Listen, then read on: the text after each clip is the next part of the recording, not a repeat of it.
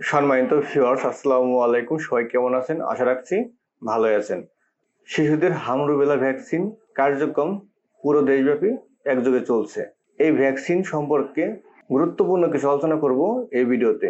এই ভিডিওটি অবশ্যই আপনি একবার শুরু থেকে শেষ পর্যন্ত দেখবেন, তাহলে গুরুত্বপূর্ণ কিছু তথ্য আপনি এই ভিডিওর মাধ্যমে পেয়ে যাবেন। যারা এই মুহূর্তে আমার ভিডিওটি দেখছেন, এখন আমার চ্যানেলটি সাবস্ক্রাইব করেননি, অনুগ্রহপূর্বক আমার চ্যানেলটি সাবস্ক্রাইব করে পাশে বেল আইকনটি বাজিয়ে রাখুন।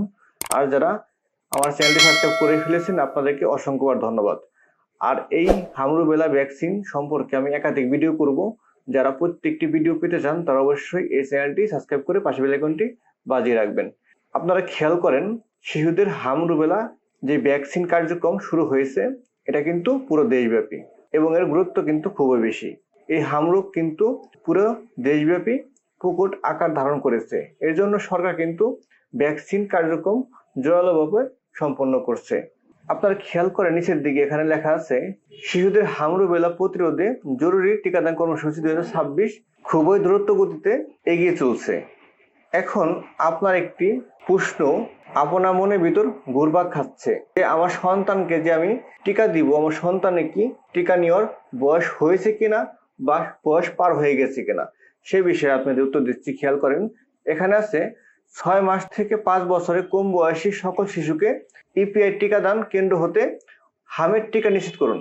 অর্থাৎ আপনাকে বলা হয়েছে, আপনার সন্তানের বয়স যদি 6 মাস হয়ে থাকে এবং 5 বছরের মধ্যে থাকে, তাহলে আপনার সন্তানকে হামের টিকা নিশ্চিত করুন। অবশ্যই আপনার সন্তানের বয়স 5 বছরের মধ্যে হতে হবে।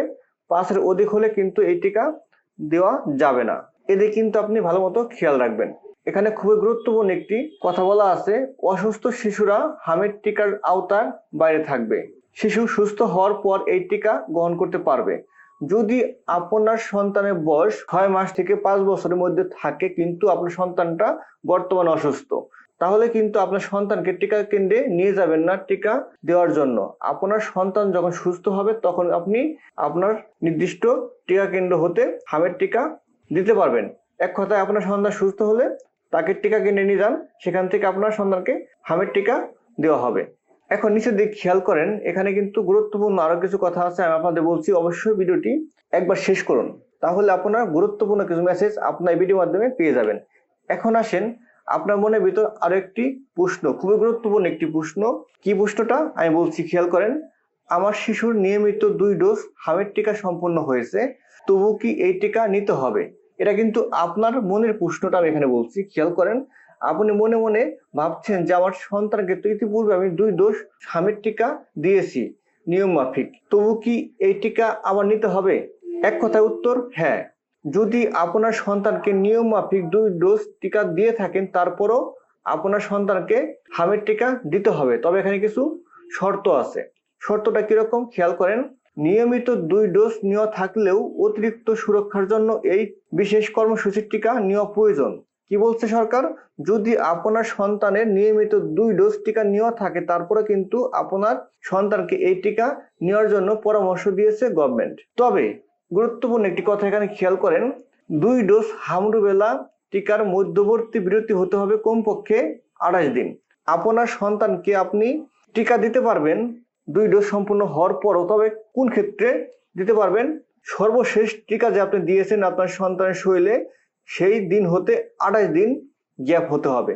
অর্থাৎ 28 দিন পরে আপনি এই টিকাটা কিন্তু আপনার সন্তানকে দিতে পারবেন। যদি 28 দিনের আগে এই টিকা আপনার সন্তানকে আবার দেন, তাহলে আপনার সন্তানের শরীরে পার্শ্ব প্রতিক্রিয়া সৃষ্টি হতে পারে। এই জন্য অবশ্যই আপনি গুরুত্বপূর্ণ সহকারে বিবেচনা করবেন যে, বা খেয়াল রাখবেন, আপনার সন্তানকে যে সর্বশেষ টিকা দিয়েছেন সেটা 28 দিন অতিবাহিত হয়েছে কিনা। যদি 28 দিন অতিবাহিত না হয়ে থাকে, তাহলে আপনি আপাতত অফ থাকুন। 28 দিন ওভার হওয়ার পরে আপনি আবার হামের টিকা আপনার সন্তানকে দিতে পারবেন। আমি আপনাদেরকে এখানে গুরুত্বপূর্ণ কিছু তথ্য দিয়ে সহযোগিতা করলাম। যদি আপনারা মনে করেন যে কথাগুলো ভালো লাগছে এবং হামের টিকা সম্পর্কে আপনারা গুরুত্বপূর্ণ আরো কিছু ভিডিও পেতে চান, তাহলে অবশ্যই আমার এই ভিডিওর কমেন্ট বক্সে অবশ্যই লিখে জানাবেন। আর যারা আমার চ্যানেলটি সাবস্ক্রাইব করেননি, অবশ্যই চ্যানেলটি সাবস্ক্রাইব করে পাশে বেল আইকনটি বাজিয়ে রাখুন। আর এই টিকাদান নিবন্ধন কিভাবে আপনারা অনলাইনে করবেন সে বিষয়ে কিন্তু আমি আপনাদেরকে পরবর্তী একটি ভিডিওতে দেখিয়ে দিব, এবং কিভাবে আপনারা এই টিকা যে নিয়েছেন তারও কিন্তু একটি সার্টিফিকেট আপনাদেরকে দিবে, সে বিষয়ে আলোচনা করব পরবর্তী ভিডিওতে। অবশ্যই এ পর্যন্ত আপনারা ভালো থাকবেন। পরবর্তীতে কথা হবে, দেখা হবে অন্য কোনো ভিডিওতে।